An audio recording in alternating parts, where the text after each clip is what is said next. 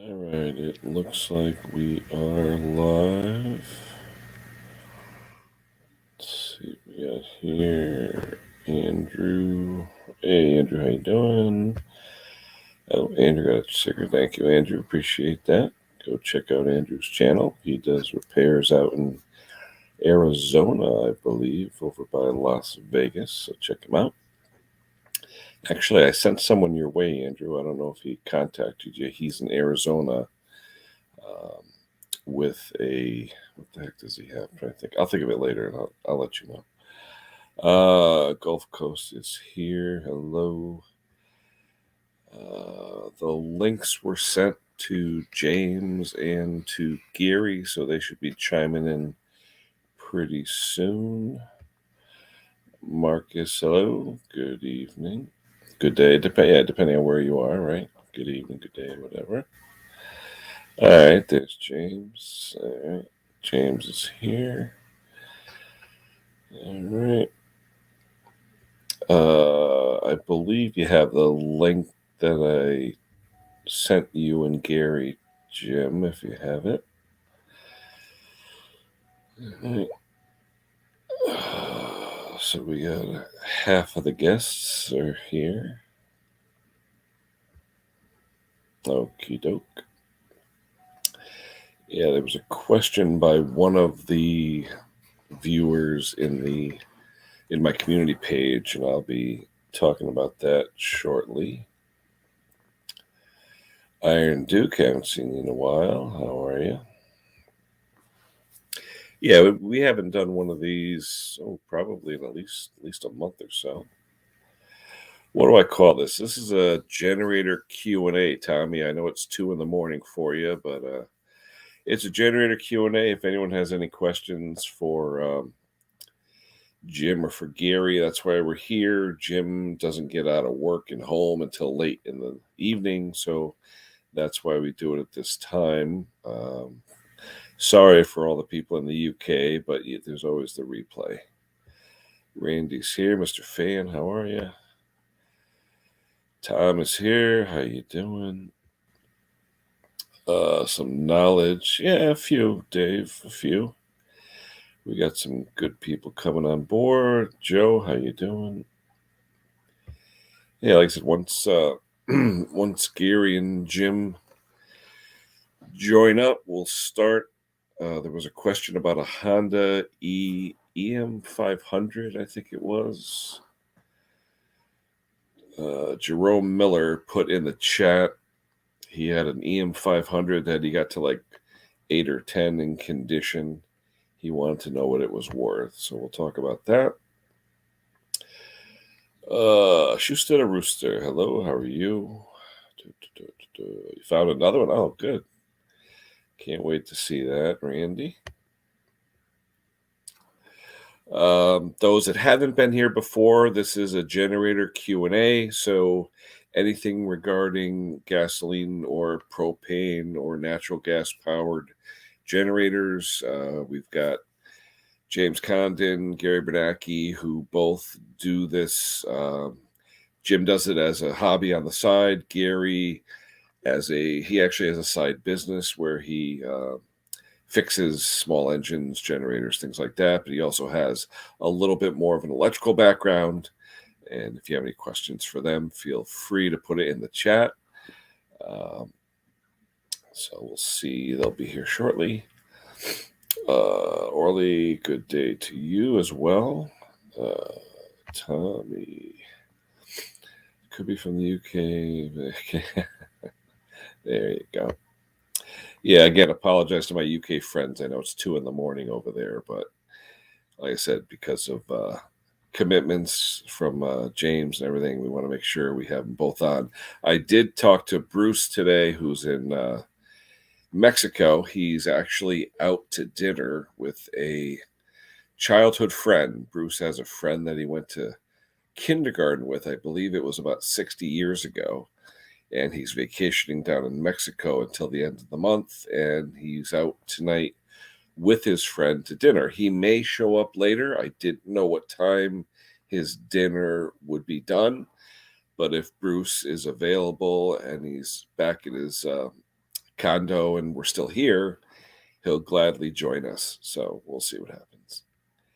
He's Irish. Well, my mother's maiden name is Cassidy, so I'm Irish a little bit. I'm a quarter Irish. So, okay. So if I say UK, that's not Ireland. I thought UK is Ireland. But anyway, you can correct me, Tommy. Coming up on St. Patrick's Day. All right. Mr. Condon is in the basement. Give me 1 second. Good evening, Jim. How are you? Good. How you doing, Ken? Not too bad. Just waiting for Gary to show up. But I can ask you the question, too. There was a viewer, Jerome Miller. He had an EM500. I don't know if you saw that in my community page. He did like a 8 out of 10 restoration to it. He saw one NOS in the box for about $1,500, which is kind of ridiculous. But an EM500, we're going back, what, 20 years? How old's an EM? Yeah, when you first said that, I was thinking an EM5000, which is worth quite a bit more. But the EM500, if it's the one I'm thinking of, it's the little one. Yeah, the little red one. You've worked on those before. I think you worked on a 650 last or something, or 600. Yeah, it was an EX1000. Those little old Honda generators, they're worth a lot of money.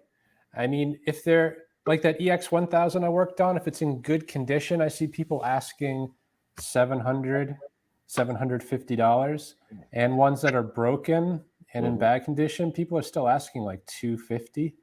Okay, but he said he saw an NOS one for 15, which sounds kind of crazy. But I mean, if he restored it to say 8 out of 10 condition, is it something that's worth $700-800?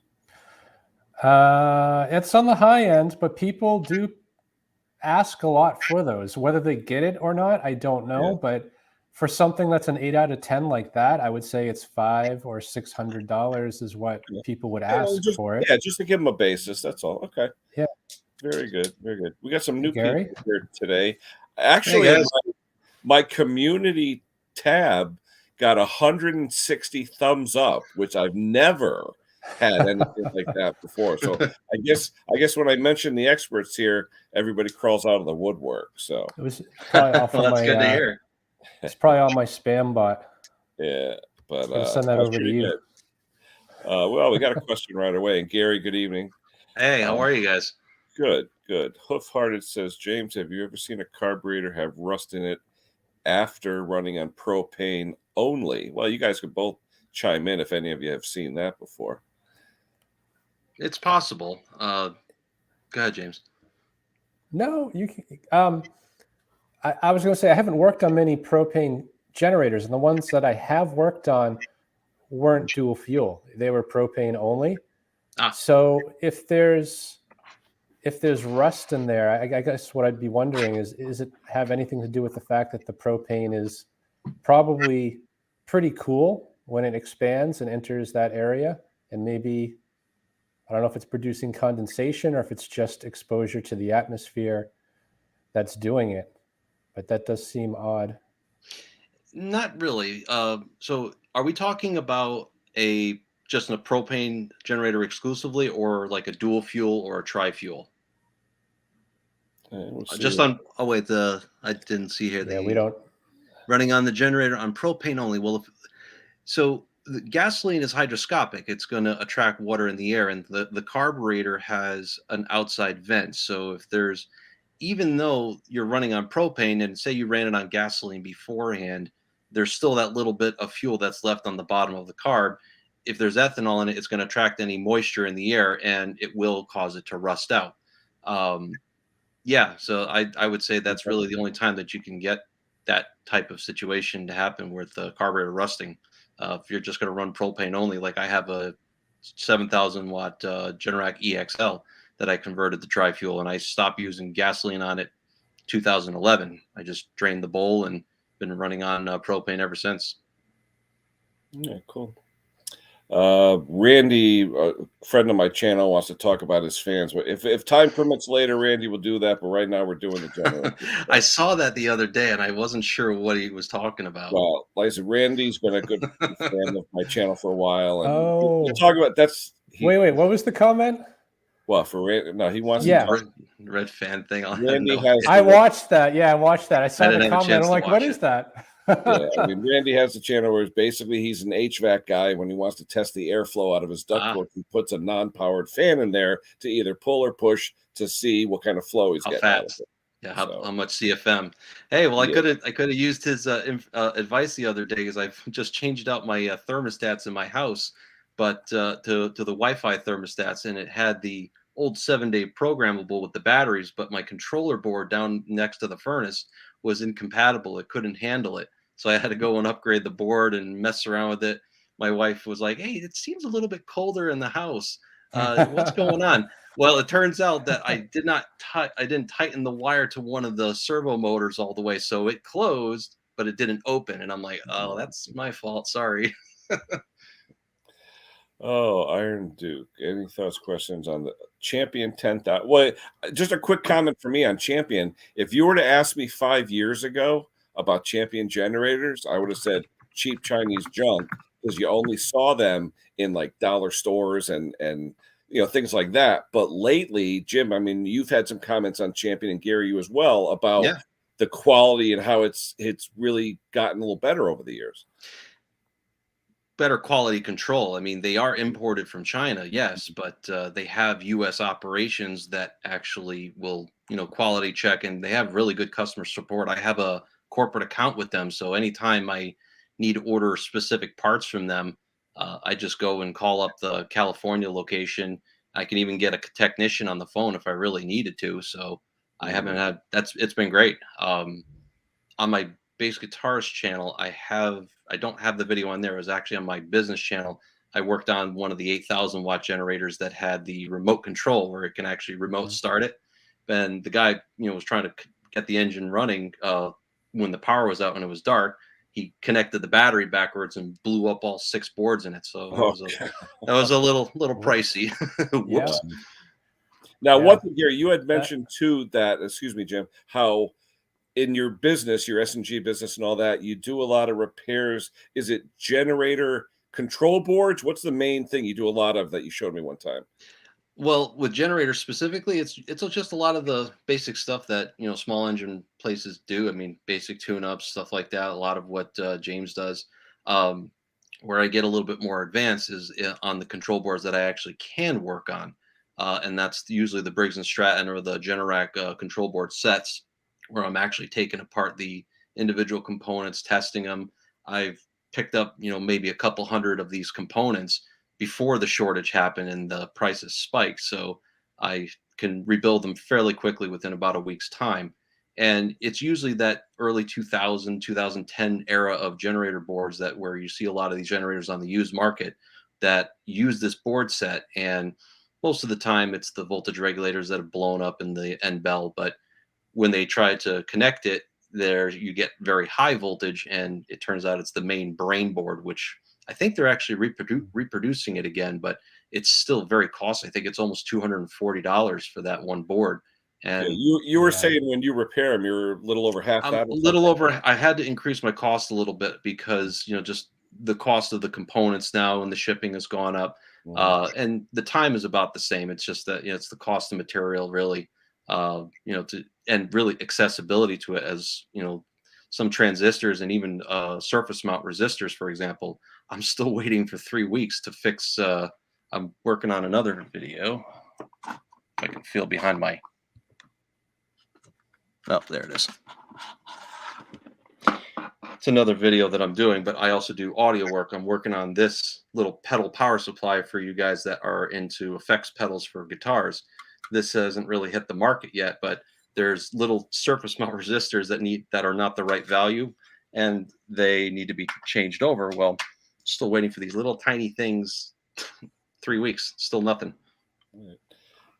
Schuster has a question. Does a dual fuel need to be broken in with gasoline before using only propane? Absolutely. Yep. It does. Absolutely. At least 3 hours. At least 3 hours, and vary the load. It needs to break in the rings. Liquid fuel is a good way to do that because gaseous fuels, you don't get that lubrication component to it necessarily. Believe it or not, gasoline does lubricate the walls a little bit. It helps to wash away the old oil after combustion. So yeah, run it for at least 3 hours. And that answers this guy with Hoof's question as well. Yeah. Yep. All right, cool. Yeah, because I was gonna say with propane, it's so clean, you'd never be able to wash it down or do anything with it. It would just probably just wear out. Oh yeah. So, Sorry guys, I'm just putting this back here. let's see here. All right. You want to talk, hey, Gary? Why don't you talk a second about your music background? I mean, people they see Bassguitarist1985 and they'll email me and say, "What the hell does you know about generators?" Why don't you give a little thing about S&G and what you're all about? Well, I've been playing bass for about almost 20 years now, and I got a lot of gear. And I've been as far so S&G Small Engine Repair. That's the name of my professional business. It's with my wife. It's our home business. So she does pet services. I do the small engine repair as a kind of a tag team. And started that back in 2017 officially. But I've been doing this work since I was a kid with my father, and my grandfather. It's stuff you pick up over the years, and I've always been interested in electronics, so spent a lot of time blowing stuff up, fixing it, blowing it up again, trying to fix it again, knowing how to do it for various different devices. So it's become a power hobby. I mean, I probably got close to $1,200 in just tools of electronics. The only thing I haven't gotten yet is an oscilloscope, which is one of the next things I like to get. I know you just finished your power. What do you call it? Your load center. Yes. That I need to find a generator that's big enough to handle that. Yeah, because people always ask, how do you test it? And I mean, I use a heat gun, but I know some people, they wonder, what do you use and all that stuff. And I know Jim always uses his 3 heaters, whatever he has to go up there. So, I mean, different people, different strokes, I guess. But I know a lot of people use a hair dryer, some use a heat gun. And it's a good solid load too. I mean, for me, it's good for like small machines. A heat gun's going to probably be anywhere from 1,200 to 1,600 watts. Mm-hmm. And if you're testing it on a 7,000 or 8,000 watt generator, even a 5,500 watt generator, I mean, that's a good amount of load. But to really give it that stress test, you need to load it up to almost 100%. So the load bank, I mean, those heaters I got at pretty much a steal. The 5,000 watt and then a 7,500 watt. So I got 12,500 watts of power that I can currently load up a generator to. But I also put a third line in to go all the way up to 17,000 if I wanted to add another 5,000 watt heater, which, if I can grab one, great. That's a pretty good sized power plant. It is. But it didn't cost me a lot. It's a sub panel. It's a 4 gauge wire. It can handle up to 70 amps. And, that's more than, I would ever need. Right. But it's not like it's going to run that heavy of a load for a very long time. I just want to make sure that the engine can actually handle it, and that the voltage drop doesn't have too severe of a voltage drop. Then that indicates there's a loose connection somewhere. It's just a better way to do it, I think. All right, and we explained you and who you are and all that. Jim, for those that don't know you, I know you don't do this full time. You want to take 2 seconds and just tell people what you do and why you do this on the side? Sure. I actually manage an IT department. I do project management, programming, database programming, SQL. See, no one would ever think that. They would say this guy has a I do a little bit of SQL. That's fun. I just want to say, though, Jim, lately, I'm going to have to change your title to include small engine and generator, because lately you've been kicking the crap out of a lot of small engine channels by the stuff you've been doing. So, that Honda with the missing push rod, the valve spring problem. You look at some of the other small engine channels. You've been unfortunate that you've gotten these clunkers, but you've been fortunate in that how to get in there and fix them. And I know I've been interested, especially the Honda. That was a pretty cool one that you're going to fix. Yeah, no, I've always been interested in taking things apart and figuring out how they work. And small engines for me, it wasn't something that I grew up with. I mean, my parents, they had like a drawer with maybe a screwdriver in it and a pair of pliers. Kitchen drawer like my mom had. Yeah, and there really wasn't any tools or experience to kind of draw on. But I used to take apart things, anything electronic, VCRs, TVs, just trying to fix them when they break. So it wasn't grandfather, uncle, anything like that? My grandfather actually, he worked for General Electric. He was on a team that I don't want to say invented, but they kind of commercialized the fluorescent light, the big long tube fluorescent light. So he was an engineer.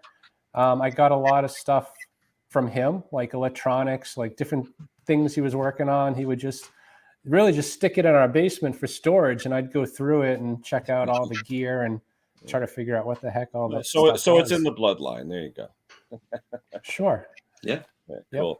All right, let me get you back off of that. Hold on. All right, let me go through some of these comments here real quick. Oh, and I want to ask you, Gary, when you were talking about the load bank and stuff, and either of you can talk about this too, people have asked me as well, Kenny, I see this generator, 7,000 watt, but 10,000, startup or whatever. And a lot of people keep asking me what that's about. Can you guys explain the difference when you see a generator that says 10,000 and then 13.5 on the side, James, you want to take that first? Because I have. Sure. That's a marketing thing. I was just going to say it's all the marketing. It's the running watts that's important. If one generator says 7,000 watts continuous and 10,000 surge, and there's another generator that says 7,000 watts, 8,000 watts surge, guess what? It's marketing. It is. They don't tell you how long it can hold the surge. I think Gary said that the other day. He goes, they should say 30 seconds next to it before it blows up. Exactly. And some generators, they're overpowered. Like some generators might have an engine that can run the surge load indefinitely, but they'll say somewhere, don't do it more than 30 minutes because you're going to destroy the power head. Yeah. And a lot of times it's the other way around, where the engine is sized in such a way that the engine will not stay running at that load.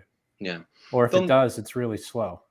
They would not. I mean, they'll rate them up to like they take the Honda, for example, the EU 2000 IS generator. No, it's the EU 2000i, right? That particular generator can run up to 2,000 watts for a short period of time. It's going to show overload, but it can handle it for a few minutes. It's thermally protected. Most generators they have thermal breakers, and they can run up to 120%, 125% of their load for a good amount of time before they actually trip. And if it's worn out, it'll last even less. But that's typically what I find burned up these generators, is that they are overloading, or they're overloading one side of the winding. There's two windings in the generator. So if you're putting too much load, say, and I see it on construction generators all the time. You have a guy running an air compressor, say a half a horse or a 3/4 horsepower air compressor. That thing takes 2 to 3 times the power to start up than it does to run it. And every time it surges, you're putting all that power on one of the windings. You may not have a very heavy load. You may have a coffee maker. You may have some lights and lighter load there. But that neutral is designed to carry current, but it can't carry. You're gonna, if it's they call it balancing the load. You have to have, say, if you have 3,000 watts on one side, you gotta ideally have 2,500, 3,000 watts on the other side, so that there's no current on the neutral. I've seen neutrals burn themselves; they're melted, and from that kind of overload. Yeah, that's a really good point, because a lot of people don't realize that. Don't realize especially. I never thought amperage went through the neutral. That's new to me. I mean, I know it is a current. It is a current carrying conductor. The neutral does have to carry unbalanced current when you're running 120 volt loads on a 240 volt generator. Huh. Yeah, and a lot of people buy generators. Like they'll go out and buy, instead of buying a 4,000 watt generator that only does 120 volts, they'll go out and buy a 7,000 watt generator that does 240 volts, but they don't ever plan on using the 240 volts. So they're kind of doing themselves an injustice, because a lot of people, they buy them for motorhomes, and those are 120 volt only. And I tell people, don't buy a 240 volt generator, because you're doing exactly what you said. You're putting half the load on half the generator head, and the engine has plenty of power. It'll keep doing it, but you're overheating that portion of the power head, and you're not using the other winding at all. Like in my basement, I have a meter that individually shows each leg. The Reliance controls one. And I've moved circuit breakers around specifically to balance the load. One refrigerator on each leg, one air handler on each leg, just trying to keep Jim, that would make a great video. Really. I have a list of videos I need to make. That's one of them. Yeah, because I was just going to ask you, how do you know? People go into a dealer and all the dealer says is, well, how much you got to spend? They don't care about what you're using it for. It's supposed to be the electrician's job to figure that part out. Yeah. Well, that's why people get transfer switches, so they don't have to think about it. But if you backfeed it with an interlock, then you need to think about it. You need to know what you're turning on and what leg it's on, and keep that in mind. All right, quick question down here about oiling foam. I know Jim, you had done it a few times. I know some people say I don't oil the foam, but now he's talking about a dual foam filter, which I don't know if I've seen a dual foam where it's one on top of the other. Yeah, Briggs has that, like the Vanguards, I think, but they have like the pre-filter. Oh, the little okay. It's like the green foam. It's a lighter it's a lower density foam, and then the high density foam is in the middle. Okay. Yep. What do you say about oiling those? Yep. Yeah. Okay. Not the outside one, just do the inside one. Yeah. Because then it creates too much. It creates too much restriction. A little goes a long way for that high density foam. Was it you, Gary, or was it you, Jim? In one of your videos, you actually richened up a mixture by putting a little more oil on one of the. That was Jim. Yeah. It was probably me. Yeah. It's one of those things. It was so close to perfect. I'm like, I'll just add a little extra oil. But the thing is, the motor oil, it doesn't stay in the filter that well. I mean, there are special oils you can buy. Thicker, Subaru actually recommends like 25% motor oil and I think 75% diesel mixture in the filter, which first I heard of that. I'm like, I have diesel, but I'm like, it just seems like it'll wash out. Yeah, too easily. Now, Furman generators. I know, Gary, you've mentioned them in the Fireman. past. Yeah, I call it Fireman. Furman. Yeah. They're Fireman. They're the Costco brand, and my neighbor has one. He's got the dual fuel one. I think they're the same build quality as a Champion. They're just rebranded. They're probably made by the same company that builds them in China. I know they have some decent support. I've seen their service manuals and parts manuals online. Very good support. A lot of good features on them for the price that they're sold at. I wouldn't say that from a longevity perspective, that's still the jury's still out there. They're a fairly new brand in the U.S. So time will tell on how well. But the same, and James, you can certainly chime in on this part. I mean, the configuration of the engine reminds me of a Honda clone, and of the Champion generator type. Yeah, I mean, the engines that they have, the 320 and the 410s. Most of the generators out there now have the 420cc or the 212. They're all Honda clones. They're all probably made in the same few factories and branded and customized for the manufacturer that's having them made. Like going back to the Champion one, actually, people ask all the time about Champion and Furman. They seem to be pretty popular right now. Even Westinghouse, I get some questions on that. I just worked on one, and they have very good customer service too. Yeah, I've seen a lot more Westinghouse lately, especially the smaller ones. I've seen more. They're over in Ohio. Okay. Yep. They're over in Ohio. I worked on a 7,500 watt over at a guy's house. Let it go, the fuel carburetor issue. But every time he pushed the switch because it had a recoil and also electric start, turns out this thing had only 0.3 hours on it, and the switch failed. This little $8 switch, but in order to get to it, you had to take the whole panel off, had to take it off the generator, pull the back off, which is held by nuts and bolts, just to replace it. Wow. So it was not fun, but it fixed the problem, and they sent the part out for free. Yeah. Now this one here, Oscar, that's a loaded question, Oscar, because if you run something, any small engine really, for 15 seconds and it shuts off, oh my God, we could probably go through 7 or 8 different scenarios of what it could be. The top one. Yeah, Spark. I mean, oil pressure sensor if it has one. That's I usually unplug the those spark. first thing I unplug and test it. Yeah. Yeah. Due to a bad oil module. Yeah. Yeah. They fail very often. Yeah. Try that first, Oscar. Unplug the oil module. You'll see usually a green wire, I think it is, or yellow wire. Make sure you have oil. I was just going to say. Honestly, I had one 6 months ago that had oil in it, but I literally added maybe 3 ounces and it was fine. It wasn't much. They make sure you're on a level ground too. And they can be on. Yeah. A lot of them some of them are oil level and some of them are oil pressure. And the Generacs have the pressure sensor. Yeah. The Generacs have the pressure. If you have an oil filter, the lever, or the they have the lever inside. Yep. And I've seen those levers, especially in construction areas where the guys have them in the back of trucks all the time. The lever will rotate. I've seen that lever rotate where it sticks in a closed or an on position, if you will, and it'll drive you nuts. But then you look and you're like, wait a minute. But you have to test it with a meter, make sure, it's not grounding out and all that stuff. But different, talking about that though, guys, the different types of, like those modules, people ask me all the time, well, can I just go onto Rotary or one of these other places and buy one of these little modules and just replace it? Or are those specialized timer delay modules for the oil? You're talking about the controller circuit? The little box for that. I know, Jim, I think you did something on that, or you guys were talking about how on some of the generators, it'll power that up with another coil or something for a few seconds. It's the, the ignition coil, it's creating power on the primary and collapsing the field and creating the high voltage on the secondary. But the primary, it's also a generator. So that kill wire coming from the primary actually is pulsing AC power. AC. Yep. And that module gets its power from that. Okay. So yeah, it has. I actually don't know what's in it. I haven't found a schematic.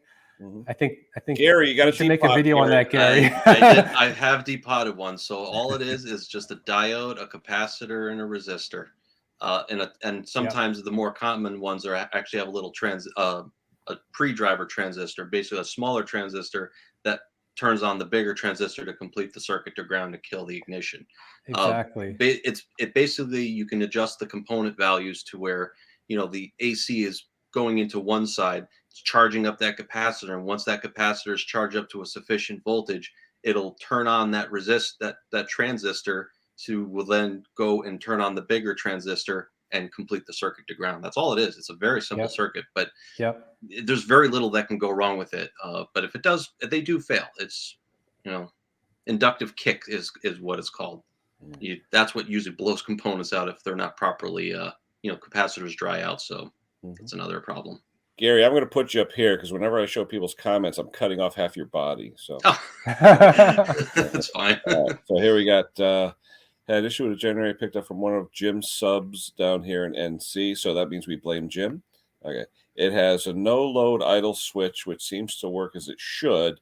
I've got it tuned to 60 plus hertz and 120-ish volts. And then he goes on to say, when I apply a 1500 watt load, the engine speed and voltage drops immediately like a no load switch is engaged. Makes no sense. Governor. Yeah. Governor, something's wrong. Either the spring is misadjusted or it's not calibrated correctly.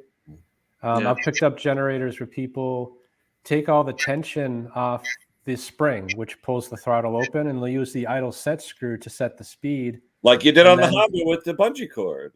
That's exactly what I did with the Honda. Yeah, that's exactly it. You just set the fixed RPM, but under load, it doesn't respond. It doesn't give you more throttle, so it won't keep it steady. Yep. Yeah, I liked when you put your camera in there and saw the missing balance. That was actually a nice treat. I have one of those inspection cameras, and it comes in really handy. I don't think I've ever used it. I bought one like 2-3 years ago. I use it so infrequently, and you can only use it through Wi-Fi, and it has a Wi-Fi password. And I every time I'm like, "What's the password?" I'll sit there for like 10 minutes typing in passwords. Yeah, see, that's a good one. Oh yeah. Can it record? Yes, it can. It can do video. Nice. And it's got the memory thing, and it's also got a little light. What brand is that one, Gary? This is a Teslong. It is a Teslong. It's got all the Chinese or no. This is American made, I believe.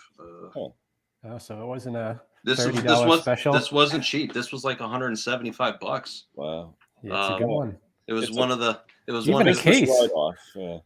It's got it's got the USB cable. I got a micro USD in there, or USB.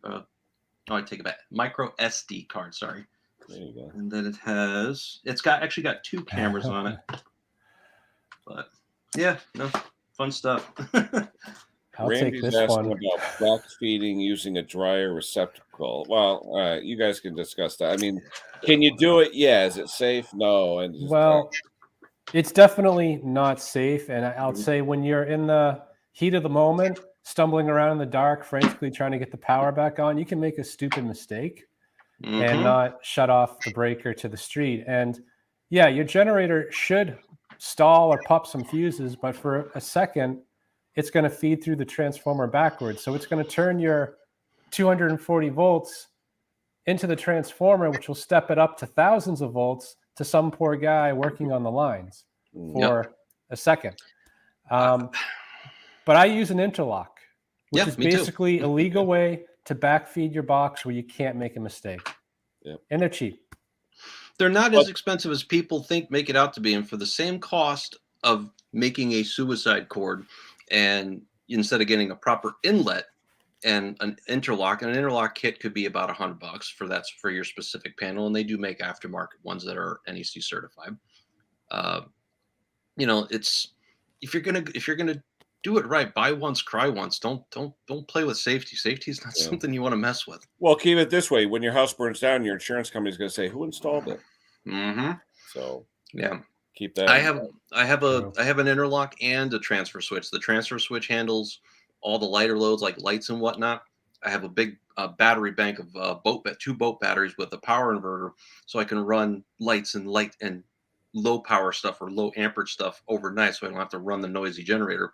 And then the interlock runs the heavier stuff that I have to. Well, that's a good idea. Have the marine batteries. The two Group 29 DC batteries, and that's they're like 120 amp hours a piece, pretty heavy duty. But and then it just runs a simple pure sine wave, so it's a pure sinusoidal sine wave, not cheap step sine wave or square wave. It's a step square wave or modified sine wave.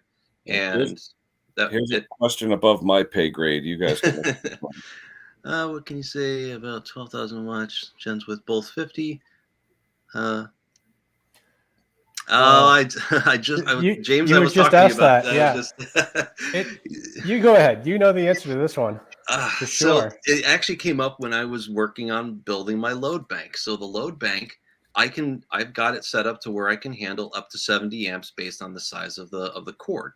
But the biggest portable generator that I've come across is the GP from Generac GP 17500, which is also known as the Ultra Source. Now, if you look at that panel only has an L1450P, receptacle, which looks like your oven. It's basically your oven outlet, if you will, and that is breakered at 50 amps. But 50 amps that's not 17.5. I think 50 amps was 12,000 some odd watts, and 17.5 is it's just shy of 73 amps. So I don't know why the marketing would make you do that. That's a big generator to move, even though it's on big pneumatic wheels. That thing's got to weigh, I think, close to 400 or 500 pounds, or even more with a full tank of fuel in it. You're not going to be moving something like that. But I think the prevailing knowledge is that, if your portable generators are only going to be able to handle that type of setup is only going to be allowed up to 50 amps, because you can go 60 amps, you can go bigger, but then at that point, why bother? You get yourself a standby. Exactly. And a lot of generators too. I've seen ones that they advertise they put out 9,000 continuous watts, but they only have a 30 amp plug, which is 7,200 watts. Correct. And same thing like with the GP 17500, that has a 50 amp plug on it. Mm-hmm. So you will never get that extra 5,000 watts. It can't handle it. Not to that one breaker. Right. Say you put a 70 amp breaker in there, those wires inside the stator can't handle. Well, this off the stator, yes, but inside that panel, no. They're not designed to handle that much. They'll overheat. Yep. Well, let me ask you a question though. Where would be the market, and who really should buy that big generator? I mean, you were saying get a standby if you're going to go that big, right? Yeah, have to. It's a construction site generator. That's what it's designed for. It's if you look at even the Winco generator that I have, it was not designed to run a house. It's got a floating neutral, but you look at the plugs on it. It's got 120 volt welder plugs and then 240 volt welder plugs. That's what it was meant to run for, is to be on a construction site, provide gobs of power, and run anything heavy that you could possibly throw at it.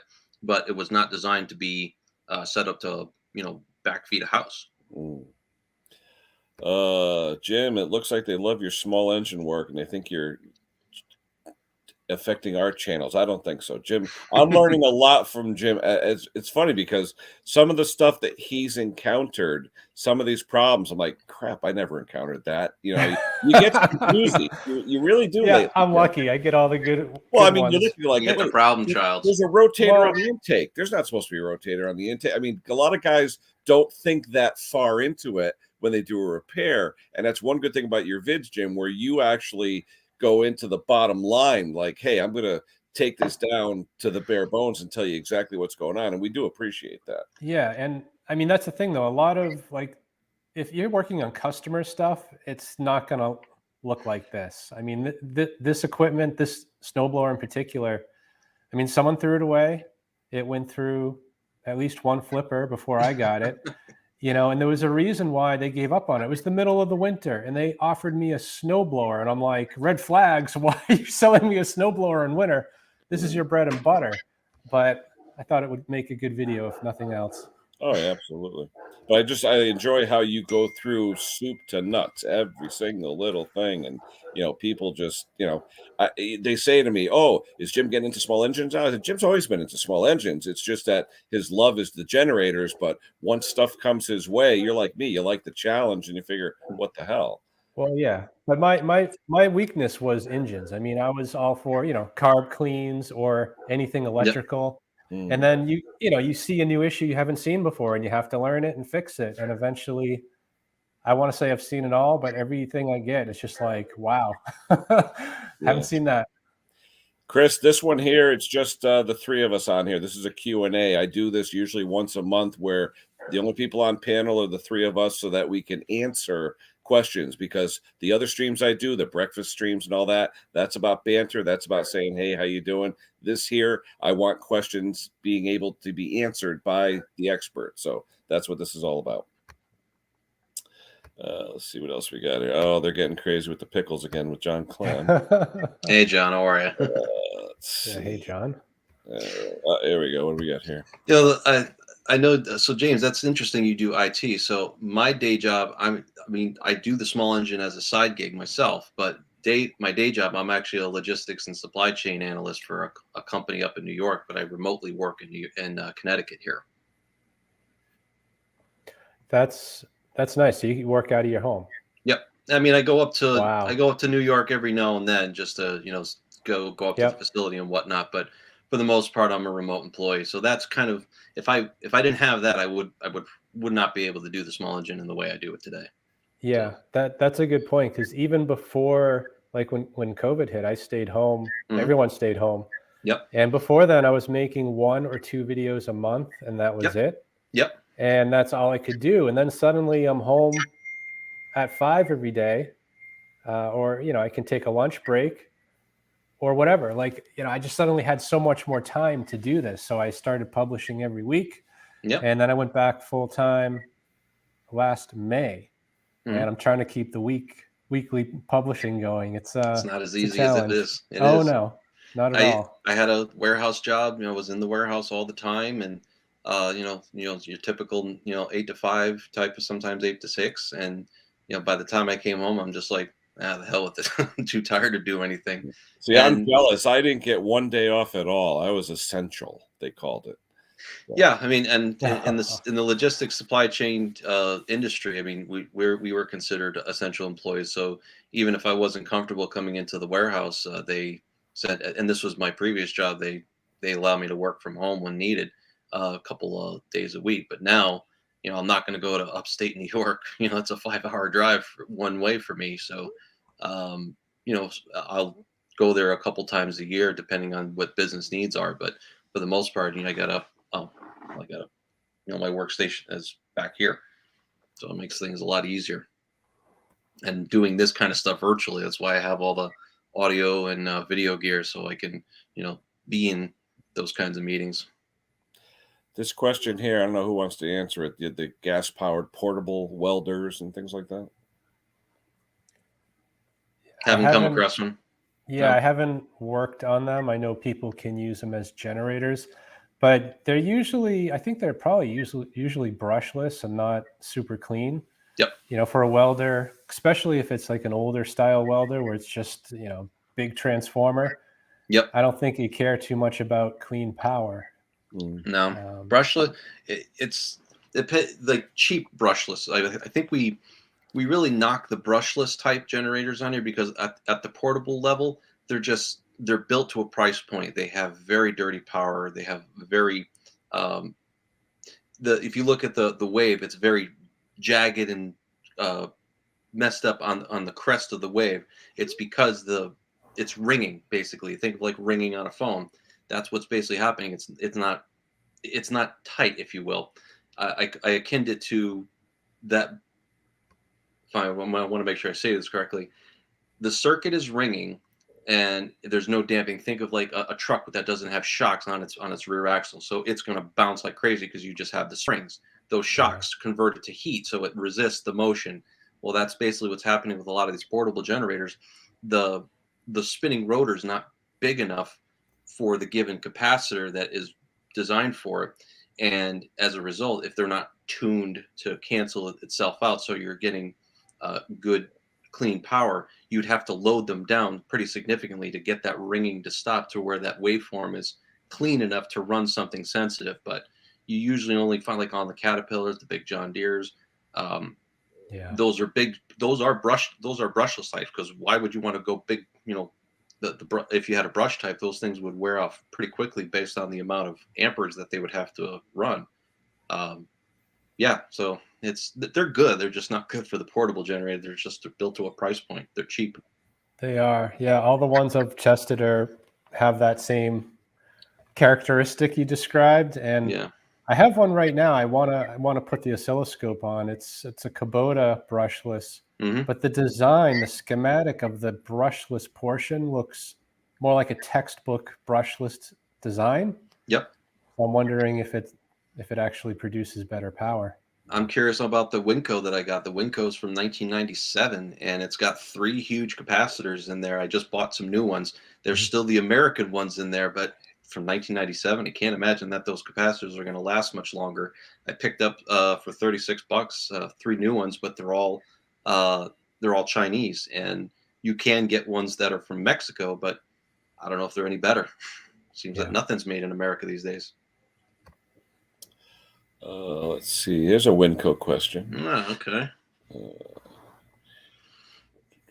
I hate flathead engines. What? I hate flatheads. I think they're junk.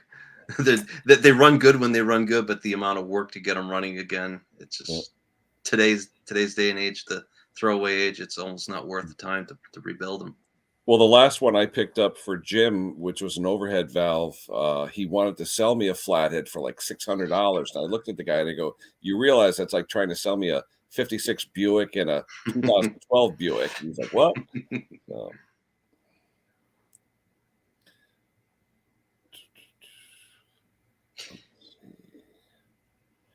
Yeah, all he's trying to do is get a longer runtime, right? With the fuel, that's about all he's doing. So have a 5-gallon, I mean, that's what they have with even the inverter generators. You can actually get an auxiliary fuel tank and connect it up if you wanted to. Yeah, they sell those kits for the Hondas now that fit the gas caps and go from one to the other. And all that. I've seen that. Yeah, no, that's actually pretty cool. They're very loud too. Those flathead ones, very loud. No, they are. Yeah. I've worked on a lot of the older Tecumseh Colemans, with those 10-horse Tecumsehs on them, and just about all of them eventually have a sticking exhaust valve or something with the exhaust valve, but they don't usually last that long. And people they don't use them that long, and then when they do, then they yell and scream when it doesn't run right or whatever. And like, guys, you've used it like 4 times in 10 years, and you expect it to run like new. Especially a flathead. You let a flathead sit for a year, it's not going to be perfect. No, it's just everything's built to a price point. Yeah. Hey, there's my buddy Ralph from New Milford. I would think Miller and Onan stuff would be first class. Well, I mean, Miller and Onan are just 2 different brands. I mean, Onan, Jim, wasn't that your first one in the camper or something? Was it the green Onan? Yep. Yeah. Onan, they're good. I don't see them a lot because they're not on small portable generators. I think even the ones that might be branded Onan, like there are some older ones, I think they're most likely just rebranded Yamahas or some other company. But the real Onans, those are generally not portable. RV. They're in like a slide, like kind of like a kitchen drawer slide that's on like your fifth wheel or your RV. Yeah. And Impossible they're heavy, to work on. Yeah, you need a heavy. forklift, and you can't even change the spark plug hardly when they're installed. I mean, What kills me is the price of the parts. Oh my god. Oh yeah. yeah, Well, that's the RV world for you. It's the RV or marine. As soon as you hear that, I mean, they're designed to run for a very long time because they're built into those vehicles. Well, now that Cummins owns Onan, forget it. The prices went nuts. So. Yeah, that's it. yeah. What do we got here? Speaking of dirty power, have you guys ever damaged stuff with a high? What THD? What's THD? Total harmonic distortion. Okay. AVRs have high total harmonic distortion too. I mean, the Westinghouse I was looking at today for this guy, it listed up to 23% THD, which that's a lot. That's terrible. 6% or less is safe. Yep. Anything above 6%, if you have something that's weak, it's gonna fail. So we got three words for you: inverter. Right? Yeah, I mean, so total harmonic distortion. That's a pretty technical term, right? And I thought of doing this video of explaining of what total harmonic distortion is. What does it do? Basically, till you have 60 hertz. That's your fundamental frequency. That's the lowest frequency of power. Switching back and forth 60 times a second. Well, total harmonic distortion means that you have 120, then you have the next harmonic and the fourth harmonic up. You're having power, unusable power that the device can't use, and that's where you're getting your distortion. Of what that causes, it actually causes your motors to run hotter. It causes digital power, so nonlinear power supply. So like your wall warts for your computer, right? That charges your computer, your phone, for example. It's relying on that 60 hertz to adjust its power to whatever device you're powering it. If you're having all this higher harmonic content, not only are they going to run hotter, but it can't adjust itself as good as if it was just listening to that 60 hertz. Eventually they'll just overheat and fail. It's really it's heat is really what it causes. It's just wasted heat that is not going to the load. That's why total harmonic distortion needs to be 6% or less. I've seen generators as much as 40%, which at 40%, 43% is just a square wave. it's just wasted hot. Yeah, but again, that's a pretty technical discussion. I think I would lose people more than helping. I don't know. Some of these people are like closet electronic geeks on the side, No, I always think that I'm the exception to that. What do we have here from Mr. Ortiz here? Can a brushless generator continuity test from frame ground to rotor be valid? Yeah. If there's a frame ground to the rotor. Brushless. That's brushless though. Well, yeah, there are ways sometimes on brushless to test them, but it's harder because all the components are in circuit. Yep. The diodes, potentially a varistor, and so if you can test it to ground, like that should be a good test. There'll be nothing connecting to ground unless it's bad, but depending upon which probe you use, you might not go through the diode the right way, and you may not. I'm just trying to think, like, is there a way you could test it and not test it the way you think you are? But some brushless have test points specifically built onto them, but not all. It's a little harder to test a brushless rotor. Where would it have a test point? Would it be like a cap that you remove to do it? How would you know? Is it in the service manual, or where would you find that? The service manual will usually tell you how to test the rotor on a brushless, if you can find a service manual. Some don't have it. It's been tough finding service manuals for some of them. Yeah, some of them you can't, and so if you're looking for continuity from of the rotor to ground, I mean the rotor, there's going to be the windings should be isolated. If you're seeing any kind of connection from a brushless rotor to ground, then you probably got an insulation problem. There could be a possibility that the outer shell might have lost some of its insulation, and that could be where you're getting that continuity to ground. Sometimes I've seen the rotating rectifier assembly. It takes the AC from the capacitor, and it rectifies and it powers the rotors, the field windings, it's called. That tends to blow out some diodes there too, and that will cause it to ground out. Yeah. Now, Ralph's asking if you're running uninterrupted, whatever they call power supply battery off a generator, is there any way to screw that up, or is it just, the UPS is doing the work basically, or can a generator screw that up? No. It can depending. There's 3 types of UPS power supplies, and there's 3 different topologies. The ones I have running my computers and my entertainment are what are called line interactive. They're listening. Well, basically it's always running on the incoming power.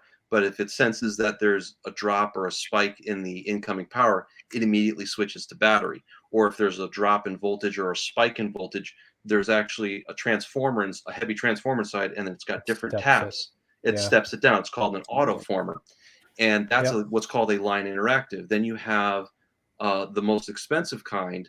Well, actually, let me talk about the most basic ones. The most basic ones are actually cheap square waves. And what are we talking price-wise, though, on, say, the one the homeowner would buy versus you would buy? The one they've actually come down quite a bit in price. So CyberPower, well, what I got here, I got a CyberPower 1500 voltage amp. That costs about $120, $130. And that will basically power my 50-inch plasma for about 15 minutes before I lose power. And then the 2 batteries inside are depleted. But it really was designed for computers so they can properly shut down in the event of a power outage. They're actually very inexpensive these days. But what he's describing, I've seen the UPS, and my CyberPower ones do this too. They're clicking back and forth when they're on generator power. There is a setting you can make them less sensitive or more sensitive to the incoming power. With the generator, obviously you're not going to have the cleanest power, so you make them less sensitive so they're not clicking to battery as often. But the only UPS that can handle generator power effectively is what is called a double conversion or online type of UPS, where your loads are always running on the power inverter inside. It's always running off the batteries, and then you have a SMPS type charger that's constantly feeding power back into those batteries. So in the event that the power does go out, you're not going to hear any changeover or click over because it's already running on the batteries. And that type of charger is designed to handle spikes in different hertz ranges. It can handle up to like 70 hertz in some applications. As low as 90 volts, depending on how much load you have, or as high as 132. That's really the kind of UPS you want to have, but you got to open up your wallet and bend over. Yeah, they're expensive. A lot. That's expensive, right? It gets very expensive. A lot of UPSs, though, when you say you plug a UPS into the generator, it's a pass-through. Unless you're running on battery, you're getting generator power. And at best case scenario, you have the autoformer to that's help. the line interactive type. That's the most common that you find now. Right, but all it's doing is managing the voltage a bit. It's not really cleaning anything up. You're correct. Yes. And that's a big thing. And a lot of those are square wave. So a lot of them are. I would say you might be better off the generator. But like I have a Liebert UPS in my basement, and it's old. But when it was new, it was like $1,000 UPS. It runs computer for 15 minutes so it can shut down. Yep. It's a square wave, and that was meant for computers. But plugging that up to a generator, it's just going to pass the generator power right through because the power is not out. So the UPS won't do anything. Most modern switch mode power supplies, SMPS, the older ones did not had what was called passive power factor correction. That is just basically one very big capacitor, and they really didn't care what the waveform was, whether it be generator power or utility, because all it was doing was rectifying that incoming AC voltage into DC voltage for the MOSFETs to use to create the square wave. Now modern SMPSs are using what is called active power factor correction. There's actual circuitry that's adjusting what I mentioned before, that's adjusting the output voltage, the monitoring the current and the feedback loops. And that's why total harmonic distortion, if it's any more than 6%, that's why the modern SMPSs will fail more oftentimes than not. You look at an older computer power supply, they'll happily run on generator power and not even blink an eye. The newer ones because you're trying to get more power out of it and try to be very Energy Star efficient, right? The technology is there, but it's also extremely sensitive. That's why everyone says inverter generators are superior for that. Now, did we answer Orly's question? I think so. I hope so. Okay. All right. Very good.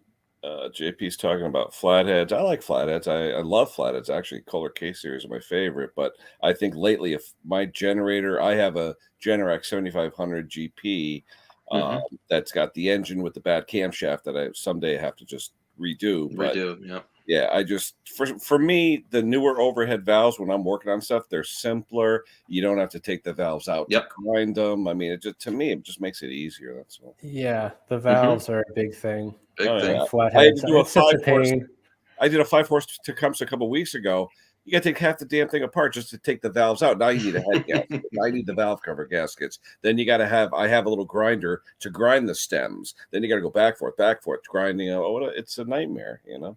Yeah. What does Iron Duke say here? Engine house versus Kohler with more horsepower. I mean, I'd probably rather have a Kohler over an Onan only for the parts availability and price of that stuff, you know? But even everything is going expensive. I mean, it doesn't matter what the brand is nowadays. It's just like you were saying, Gary, getting the stuff. Yeah, you know?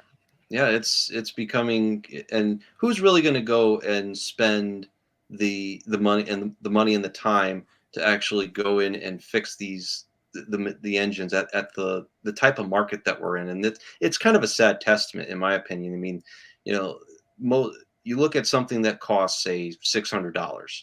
You know, say a generator costs $600. You neglect it. You throw it in the back of the shed. You don't use it for 10 years, and you leave the gas in it. I mean, you don't change the oil from the first oil change. You know, the amount of work to clean it up, sure, but if you run it to where the engine oil was black, you know, a guy's going to charge it on average anywhere from $65 to $85 an hour to work on the machine. They'll just they'd rather not even waste the time. It's more profitable for them just to sell you a new one at that point. Our friend Arch in Long Island, good friend of the channel, A to D sine wave or double converter. I mean, did we talk about this, or is this? Yes, we did. Yep. A power conditioner. Yeah, use that a lot in my audio equipment. It'll have what is called a common mode choke to get rid of. Jim, you talked about that, I think, the last time we were on, if I'm not mistaken. Yep. I don't know. Did I? Power conditioners. Either 1 or 2 ago. You talked about a power conditioner. Yeah. Palomar, thank you very much. I don't know. It's P49. I don't know if that's pesos or what that is, but whatever it is, thank you very much. I do appreciate it. Yeah. Power conditioners take care. They don't clean up total harmonic distortion. They clean up any RFI or EMF, EFI on the conduction of the lines that are whatever you're connected to. So any kind of like buzzing, like I use them a lot for my bass guitar rigs and my PA rig. You don't want any of that noise on your audio, otherwise it's going to sound terrible. They use a common mode choke to clean that up, but then they have more surge protection. A lot of metal oxide varistors that'll sacrifice themselves to trip the circuit breaker so that it won't destroy your equipment. That's all really a power conditioner, at least in the prosumer range, will do. I remember someone asked me, we had talked about it in a couple of the last ones, and Jim, I think you were the last one at the last one that we had to talk about it. People say to me, Kenny, why do I need that auto idle where it goes down to idle or something in a generator? What's the use of it? You want to talk about that for a minute? It's for construction sites to save on fuel. Because you run an intermittent saw, and then the rest of the time you want to have it ready to go. But if you're running it for your house and you're hooking it up to a transfer switch, you don't want to use that because there's always something in your house pulling power. And they're not sensitive enough to kick the engine up with, say, charging your phone or maybe even your computer. So you're going to be getting in now. Your hertz will be way off. Your voltage will be way off. Until you reach 100, maybe 200 watts, and then it'll kick up, but you might damage something before. Well, let me ask you that. But knowing that, though, Jim, if a homeowner buys one from, say, a construction guy or something like that, should we disable that feature? Yes. Okay. I'm just, based on what you're saying, you do more harm than good, right? By having it with a home. You do. I mean, You if do. they never plan on using it, then Yep. disable it. Disable it. Yep. As long as Yeah, they're I okay did with have that. one guy come to me, and I knew it was ex-construction because it had cement all over it. You saw the gray Yeah. stuff. You know when it's It's a from a giveaway. construction site. And he said his brother was into construction and all that, and he was having a problem with the auto idle. And I said to him, I said, "You really don't need this." He goes, Need "I it. want it working." And I'm, "Oh, okay." Yeah. Yeah. And it literally cost, I think it was $40 to buy that little vacuum system, to get it to work. And all right, whatever. Yeah. No, a lot of people ask about that. They're Yep, trying to they do. locate it. They can't find the part. And I'm like, Yeah. you don't need it. You don't need it. No, it's going to cause more harm than good. What actually, I've seen people blow up their furnace control boards actually because they're just not designed to handle that low hertz and that low voltage. It actually causes them to draw more current. Lower voltage, it means higher current if you're trying to draw something that's lower current at a higher voltage. Yep. I don't know. People think more gadgets is a better generator, but not in this case. Well, a lot of these generators that you're finding, like Champion, and I mean, there's a couple of them too. Champion, the Fireman. I don't think they have. A lot of those models don't have that auto idle feature unless you're buying a construction site generator, which, like the GP5500, is a good example. At least for the. Well, wait. Actually, I take that back. I don't think that one even has one. Nope, that doesn't. So bad example. What's another one? I mean, I know the older EXLs have them. The Megaforce ones have it. They do, yeah. They're kind of random. Like the last one I had was a Coleman construction site generator. It was yellow, and that had the kick down on it. They call Actually, it a I take that back. Yeah, some of them do. Even that NAC one that I was working on, I think that had it. The yellow one that ended up dying, but that was used in construction. And it had that feature. Yep. No, it's a great feature to have when used properly. It just, you don't need it for connecting to the house. I've just seen so many things just blow up because of it. Oh, Jerry, I dealt with this. Not the 9000, but the 7500. Is it a 6-wire or is it a 4-wire? Who makes the Wen? Do they make their own, or is it a rebrand? Not sure actually. I think they're very similar to Westinghouse. Yeah, because I've seen Wen tools and things like that with the name on it. I never really saw many of their generators. Yeah, I know some of the Westinghouses, they're 6 wires. They're not all 6 lugs are used, but they are 6. They're basically 2 switches in one. It's a fairly standard switch. I haven't looked to see if they're wired consistently, but I mean, obviously it's to kill spark, but if you have a fuel solenoid, it'll energize that. So it performs a few functions. Mark, thanks for showing up. All the guys over there that are up at 3 in the morning. We do appreciate it. We apologize. Yeah, thanks, guys. I know it's really late over there. I really appreciate it. Yeah. 9000. He's saying the switch was missing when you got it. Okay. Well, what'd you say? 4-wire versus 6-wire? That's he's saying it's a 5-wire. Oh, okay. There we go. 5-wire dangling. Yeah, but there's only 4 and 6. So where's the missing wire? Yeah, well, maybe it was 6 and somebody cut it. Yeah. What's the model number? Is it a 56877? Because that's the only one that I see that's more recent. Is a yellow frame. Is it? I assume it's electric start if it has that many wires. It has to be, yeah. Well, because the electric start is also. Yeah. Well, it's okay. If this is the one that he's talking about, you can figure it out from the wires you have, though. He's saying yes. Okay, so it's got a yellow frame. I'm looking at it right now. Yeah, so this could very well be what I was dealing with a couple weeks ago. Is there a link you could put in there for a manual or anything? I'm going to grab that for you right now. I'm on it. Cool. I got it. That's what it's all about. Yeah, but you're right, Jim. We were talking before, finding service manuals for these things lately. I'm having a tougher time. Very hard time. Yeah, they're not easy to find, some of them. Well, yeah, a lot of the clones, they don't have service manuals, but you can sometimes get one. But the thing is, you don't even know what engine's on it. Yeah. I mean, I might say Champion or Westinghouse, but who made the engine? Is it Rato or some? Let me put this in here. I had one of those the other day, those Rato engines. I was like, what the heck is this? And then I found they had a huge, actually big service area online. I was amazed. What keyless electric start.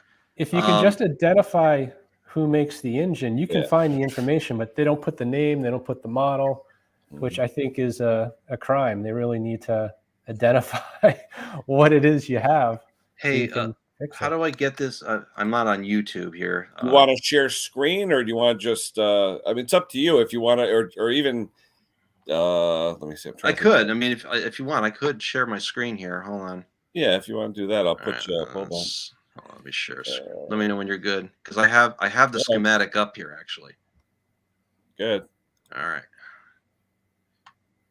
Yes, sharing screen. Yada yada. It's just. Oh, crap. I got to change my security settings. Give me 1 sec, guys. Yeah, he's saying the one is the Yamaha clone. All right. Let me see if that fixed it. Hold up. Entire screen. Share. Oh, right. Here we go. Hold on. Let me know when you're good. No, we're watching it now. All right, so I'll send. This is the link. I got it right off the. I'm assuming that this is what he's got here. My email is there, so if you want, Gary can send it to me, and I can forward it to you. Just shoot me an email. That's all. I'll send the link. I don't know. Like I said, I don't want to get the double talk with the YouTube on. I'll send it privately to you guys. That's the link to the. That's the link that you need to get. But right. That's what this. Let me rotate it here. Actually, I can copy and paste from the private chat. Oh, even better. What am I doing here? Let me raise my right side up. Oh, okay. So here's what we're looking at here.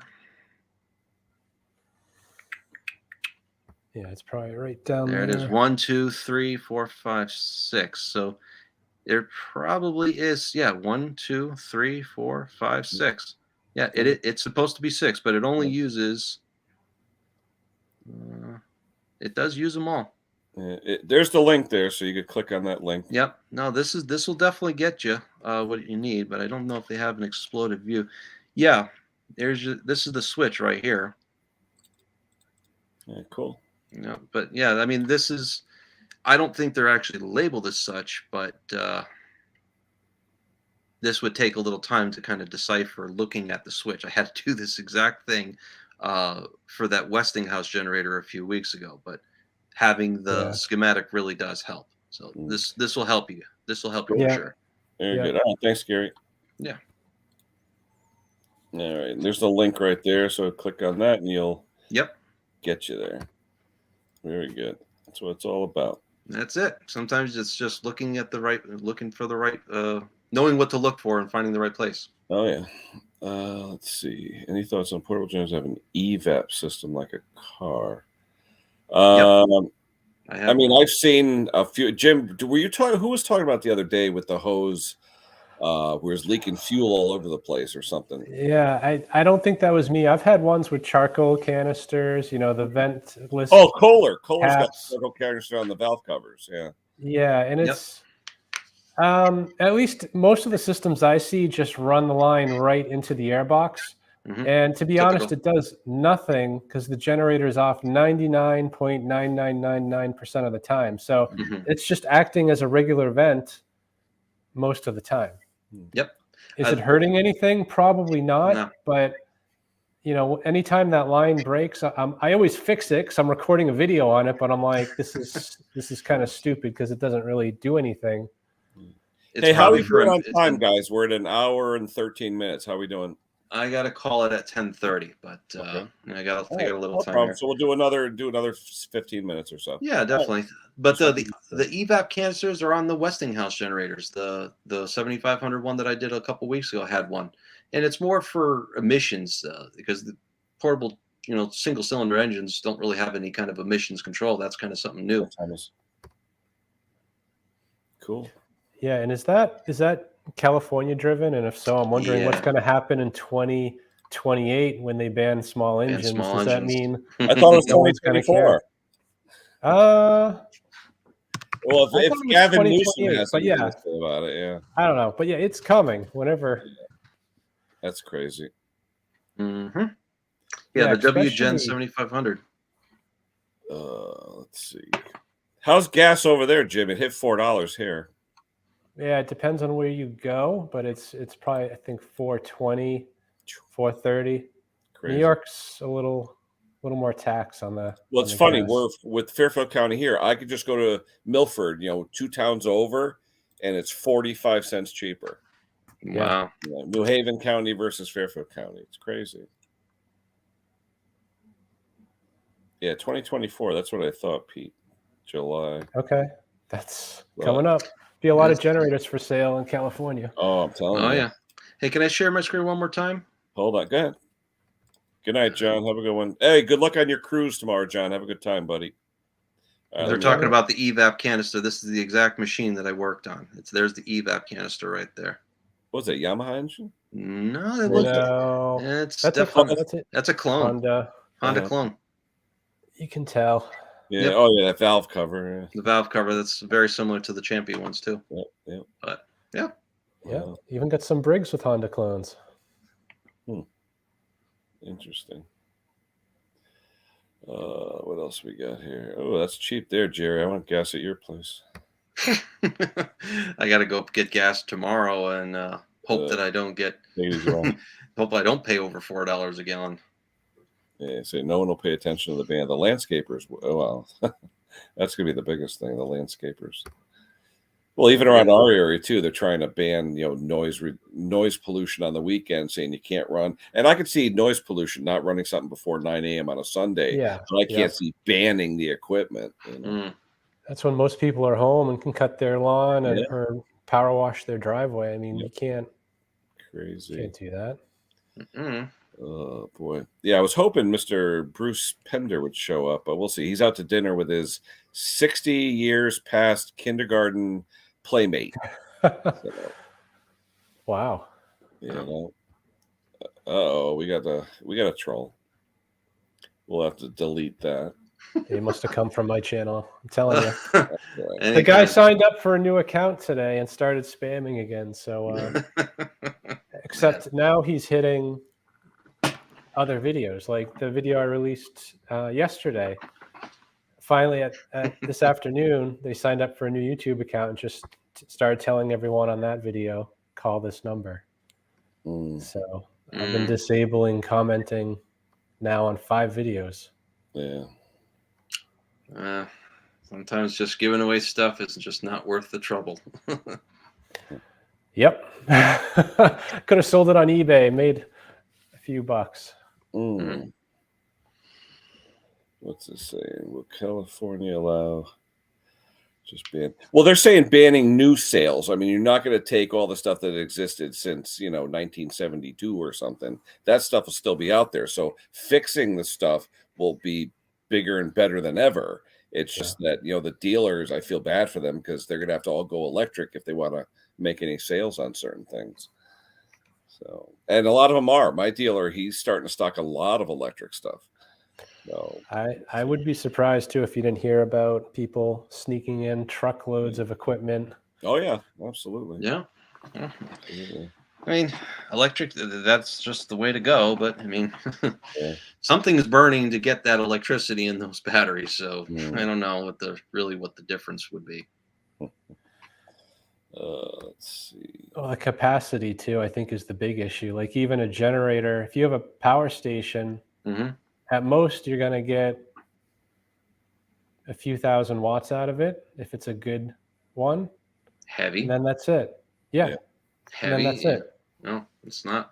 I mean, that's basically what I've built in the basement is a power bank. It's a power station. It's 2 big boat batteries and a power inverter, stepping up 12 volts to 120. Yeah. That's basically it. But, heavy, even if you had lithium ion or lithium polymer batteries, you have very high capacity, but to have that kind of output is still going to be a significant amount of weight. That is just going to be as much as a generator would, like a suitcase, like 45, 55 pounds for for like the EF2000 IS or the Honda one. I mean, Yeah. why not? Gary, are those batteries lead acid or AGM, or what are they? Lead, yeah, they are flooded lead acid. Sometimes it could be lead antimony, it could be lead calcium, Do depending you on have to worry about hydrogen gas though, or anything, or what do you have when it's charging? Only when it's charging. I have a fan that you open up the lid, and when it's charging, you just let it gases off that a little bit. But when they're discharging, no, that very little is released. Now, do you have that just on a trickle, or is that something you charge like once a month? I leave it on, I leave it on to trickle. I have what's called an Iota from Iota Engineering. It's a 90 amp battery charger. It's also a very well regulated power supply, but it's got the multi-stage charging because it's not constant current like a trickle charger. If it's a dumb one, it's just putting, say 800 milliamps or 1 amp worth of power in there at any given time. They have smart chargers now where they multi-stage, where you can bulk charge, you can float. You're not going to boil the battery off. It's just, there's no risk in that. And that was a pretty expensive charger when I bought it, but it does really well. I'm curious, so the newer high dollar chargers, do they have built-in anti-sulfators built in or anything like that? Or That's a myth. They do. I know, that's why I'm asking, because it's a myth. They have like high frequency pulsing to kind of. So what happens is that if you a flooded lead acid battery should never be left under 100% charge, because what happens is that the plates inside start to get sulfate crystals inside, and when there's crystals there, the acid can't move through those plates, and then you lose capacity. You may have a 12.8 volts on the terminals, no load or no at rest, but if you can't, it doesn't draw. You can't draw no current, exactly. So when a battery is sulfated, and this happens a lot in your car because your car batteries are not designed for deep discharge. They have very much thinner plates, and they're just designed to start your car, and then the alternator is running everything else and replenishing that power. If you run your battery down and you don't charge it up, you're doing severe damage to that battery, and battery will be pretty much useless. And so the video I see where the guy hooks up the arc welder to his car battery to shake off the crystals, that's all bull, right? Yeah, I don't want to get in trouble for saying the wrong thing, but I think a lot of the times, I've seen people try to, bring a battery back to life, dump the acid out and whatnot. Nothing beats actually taking the lead paste out and, redoing it. It's a wearable item. The battery will eventually wear out, and then you have in one of my previous jobs, I work with a metal recycler that actually took the batteries. They send them down to Mexico. They dispose of the acid that's inside, the hydrochloric acid, and then they strip out the antimony metal. They strip out the lead, and they melt them down into large ingots, and then they send them back U.S. side to be recycled, and they send them to either the Doe Run Company or Exide is another big one, and that's how they recycle the batteries. Very similar to what Tesla is doing, but different battery chemistries. And batteries just are not meant to last that long. You can maintain them for a decent amount of time if you do it right, but flooded lead acid batteries are kind of the lower form of batteries. That's what I was going to say, because my battery and my generator has got to be 13 or 14 years old. And I keep it on a battery maintainer that has, those 3 or 4 modes, the microprocessor, to keep it, at its optimal level. And I don't know how long it's going to last, but it'll last a long time if you maintain it properly. And a lot of people don't realize that. And a lot of generators too that have electric start don't even have charging systems, and people don't realize that either. No. So they have the sealed lead acid, the SLA type batteries. They do not have the gel cells. So like your motorcycle batteries, for example, you can put them in any orientation and they won't leak. So they're sealed. I recently changed mine about a year or two ago, and that had to be about 8 or 9 years old. But then I noticed how what pretty much wasn't cranking. I had to jump start it, and I've seen a lot of times where if you have one of those chargers that the dumb chargers, I call them, that don't have the multi-stage charging, the negative terminal of the battery starts to really corrode, because you're essentially dumping all that power in there, and the acid is boiling like the Kipper generator. That's exactly what happened. You see it bulging out on the side there. I'm lucky that they're not going to explode catastrophically. They're actually safety designed to not do that, but they will get hot, they will bulge, and then they'll release the hydrogen gas, and that's the end of the battery. Interesting. Well, it looks like we're caught up, guys. I don't see any more questions.